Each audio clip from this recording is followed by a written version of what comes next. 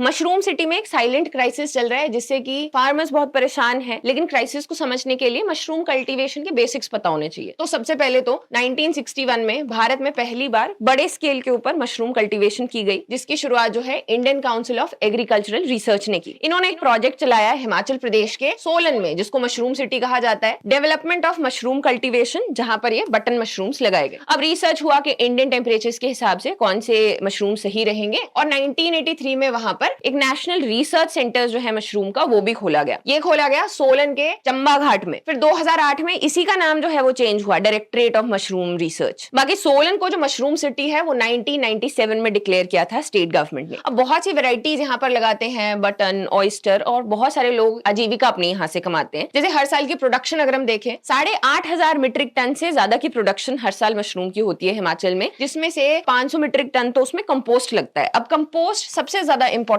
है मशरूम के लिए, और इसका एक कंपोस्ट यूनिट है जो कि चंबा घाट में था। अब वहां पर 4 लेनिंग होने लगी तो NH5 जो है उस वक्त इसको डिसमेंटल कर दिया गया। अब आसपास के जो फार्मर्स है वो अपना कंपोस्ट पंजाब और हरियाणा से लाने लगे, जिससे उनकी जो कॉस्ट है वो 30% जो है वो बढ़ गई। एक और फैक्टर है क्लाइमेट। जो टेम्परेचर है वो 10 to 30 डिग्रीज चाहिए होता है, और जो ह्यूमिडिटी है वो 75 to 85। अब टेम्परेचर्स चेंज हो रहे हैं तो आर्टिफिशियली टेम्परेचर को कंट्रोल करना पड़ता है, जिससे अगेन जो कॉस्ट है वो आपकी इंक्रीज हो जाती है और प्रॉफिट्स फार्मर्स के कम हो जाते हैं। कुछ स्कीम्स भी हैं, जैसे कि मिशन है इंटीग्रेटेड डेवलपमेंट ऑफ हॉर्टिकल्चर वाला, आपकी हिमाचल खुंब विकास योजना है। पर कम से कम टेम्परेचर को हम चेंज नहीं भी कर सकते हैं तो एटलीस्ट जो ये कंपोस्ट यूनिट है इसको तो लगाया ही जा सकता है, जिससे फार्मर्स को हेल्प मिले और उनकी जो इनकम है वो सस्टेन हो सके, स्पेशली जब फ्लड्स देखे गए हैं स्टेट में और बहुत सारे इश्यूज चल रहे हैं।